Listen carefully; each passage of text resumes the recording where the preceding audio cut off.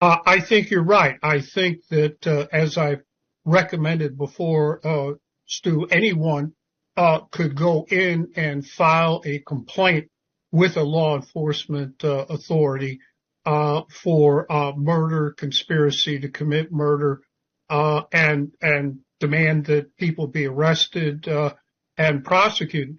And by the way, I did want to draw to the attention of your audience this press release, 2013, where these messenger RNA Frankenshots come from. DARPA awards Moderna Therapeutics a grant for up to $25 million to develop messenger RNA therapeutics. So notice DARPA is the Pentagon. Let me repeat that. DARPA is the Pentagon. The Pentagon bought, paid for, envisioned these mRNA Frankenshots. And I should also point out, Fort Detrick was involved in the development of COVID-19, the offensive biological warfare weapon at the University of North Carolina BSL-3. So the Pentagon is both sides of the argument here. They're developing the weapon and the alleged vaccines, which is also a weapon. But the proof is right here. So there's not a law, as far as we understand from where we sit, in this country, federal level, state level, municipal level, that protects anybody from deploying a weapon of biowarfare. It doesn't give them any kind of liability shield. There's no immunity to liability in a sense. So wouldn't it be true that this narrative about congressional liability for Pfizer is kind of a psyop? That's correct, Stu. The liability, that deals with civil liability, payment of damages. Here, we are talking about criminal responsibility. And in my book, Resisting Medical Tyranny, I outline the case for why the executives involved in the companies developing these mRNA Frankenshots are guilty of murder and conspiracy to commit murder. Yes.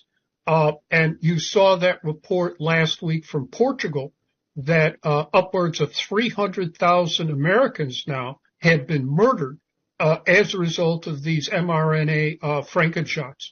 So this is quite serious. We cannot tolerate more Americans getting murdered by the Nazis who run these corporations.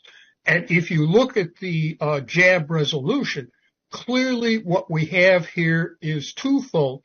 A violation of the Nuremberg Code on medical experimentation, exactly what the United States government prosecuted Nazi doctors for at Nuremberg, and some were executed. Now, I'm against the death penalty, so okay. But that gives you the idea of how severe the situation is. And then second, as the jab resolution correctly says, this is a Nuremberg crime against humanity. And Stu, since this is so important, let me read for you the definition of a Nuremberg crime against humanity. This was put in the Nuremberg Charter by the United States to deal with the Nazi persecution of German Jews. Let me read this here. Yeah, please. Crimes against humanity, murder, extermination, and other inhumane acts committed against any civilian population. The American people are being treated here like the Nazis treated German Jews. 300,000 are now dead. When are we going to stop this? Yeah, what is the threshold for death exactly? That brings me to another point. So you're talking about the executives at the companies that helped manufacture and then distribute these shots. What about the people inside of our government? They wouldn't be immune from criminal liability either. They ordered this up, in a sense, didn't they? That's correct. That would depend on certainly the FDA that has approved these Frankenshots. They violated the Nuremberg Code on medical experimentation, and have committed a Nuremberg crime against humanity and arguably are responsible for or could be indicted for murder and conspiracy to commit murder. Again, that requires mens rea on their part and malice aforethought. My book basically dealt with the chief executive officers and the chief scientific officers for the mRNA Frankenshots. But yes, the FDA officials who approved it have accountability as well. I should also point out, Stu, that the FDA itself was involved in the development of COVID-19 as an offensive biological warfare weapon at the UNC BSL-3. Let me read to you the contract. And it says who helped develop this thing, among others, National Center for Toxicological Research, Food and Drug Administration. So the same people, the FDA, the same agency that is approving these Frankenshots, these Nazi Frankenshots, have been involved in the development of COVID-19, an offensive biological warfare weapon with gain-of-function properties that were applied at the University of North Carolina BSL-3, Stu. With Ralph Barrick's involvement, this is where Ralph Barrick comes in. That's correct. Yeah, okay. So, and then what about moving downhill to the CDC, who recommended these, who is adding them to the childhood vaccination schedule? What about the media, who ran with the safe and effective narrative? Fox is still airing commercials. It's time for your next booster. Go get your next booster. These people clearly, the BBC hitting me all the time, saying that I'm a conspiracy theorist, a radical conspiracy theorist on these shots. What about accountability for these people as well? I think the CDC also has accountability. The current director, Walensky, Biden appointed, she's from the Harvard Medical School.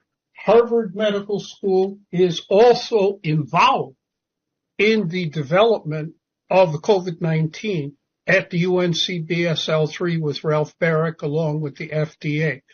The CDC has been up to its eyeballs in offensive biological warfare weapons going back to the Reagan administration, when the Reagan administration authorized the CDC, an American-type culture collection, to ship 40 shipments of weapons they knew were weapon-specific biological warfare agents to Saddam Hussein in Iraq in the hope and expectation that he would weaponize them and use them against Iran. And then U.S. troops, after Gulf War I, went in there, blew these biowarfare labs up, and contaminated themselves. Are there politicians, are there members of our federal government, I'm talking about, in the House of Representatives or in the United States Senate, that are on committees that had the intel about this gain-of-function weapon of biowarfare being, manufactured, concocted, and whipped up at Fort Detrick, University of North Carolina, Chapel Hill, that the FDA was involved? I mean, ostensibly, it would seem to me that there would be people inside of our government that would know and have a forethought that this was going to happen. I think Senator Rand Paul, from what I've seen, is the one who has the best comprehension of what's going on here. But did they know beforehand? Did they know that this was going to be developed at the time? I mean, would they have known this? Would they have received intel documents that said, hey, we're going to make a weapon of biowarfare here in the United States, we're going to ship it offshore, and then we're going to release it on the world population? Well, Stu, I've been saying this for many years. If you take a look at there's a award-winning documentary called Anthrax Wars 2009 by Cohn and Nadler. You can get it online, dealing with the existential dangers presented by these BSL-3s and BSL-4s. And they asked me, because of my expertise, to consult with them. And at the end of this documentary, I say in the starkest terms possible, this is a catastrophe waiting to happen, unquote. Now, that was 2009. So, yes, at least my viewpoints on these matters have been out there in the public record. Indeed, in 2001, I was the first to blow the whistle on the fact that Amerithrax came out of a U.S. biological warfare weapon and weapons program and laboratory. That was November 3 at Harvard Divinity School, where the Council for Responsible Genetics was holding its convention, and I was conducting a workshop against biological warfare weapons. I said that to Fox TV, November 3. The next day, or the Monday after that, I said it to Pacifica Radio Network. And then I was on the BBC. The whole world heard me. And then I was censored off of everywhere after that point. An order was given. And no mainstream news media, Western mainstream news media, has ever interviewed me again. So I'm going to ask you to speculate here a little bit, and I know that you like to stick with facts, but what is the gain for the people who whipped this up and then released it? What is the gain for DARPA, the Pentagon, Ralph Baric, Fauci, EcoHealth Alliance, Peter Daszak? What is the end goal here, I guess? What's the end game? I think it's population control and reduction, Stu. If you read the reports now, worldwide, there have been excess deaths of about 12 million people. So I think that's the ultimate goal. Remember, that goes back to the infamous national security directive by Henry Kissinger, that it is in the national security interest of the United States for our policy to be population control and reduction. I've never read that was released. And then, of course, everyone's making large amounts of money off of this as well. As a lawyer, you represented world governments in the International Court of Justice. Why wouldn't any of so you're no hack. Why wouldn't any of our elected representatives in the Senate or Congress take you seriously when you're warning about this? Why would they write you off like that? I believe they've been threatened. I've been in touch with members of Congress about this matter and soon thereafter they were threatened. For example, the one member of Congress was consulting me on one matter, and I raised with him the Ebola pandemic in West Africa. Walter Jones, he was a very powerful member of the House Armed Services Committee. He was consulting me on another matter, getting my legal opinion. And since he represented Fort Bragg down there where everyone were being deployed, I said, Congressman, he knew my expertise. I said, Congressman Jones, this West African Ebola pandemic came out of the Kenema BSL-4. It's extremely dangerous. And I think you've got to do something to keep your troops there from being deployed by the Obama administration as a propaganda stunt. It's extremely dangerous. This is biological warfare at work. And Congressman Jones said, we discussed the matter, and then he said, I'll get on it right away. I'll put my top staffer in touch with you. And we'll get on this right away because these were his constituents. What happened? I was completely cut off. Obviously, someone had threatened Congressman Jones. He no longer returned my phone calls, no emails, no messages, no one in his staff either. Now, who would be able to threaten an extremely powerful member of the House Armed Services Committee to not even act on behalf of his own constituents there? And what was that threat? I don't know.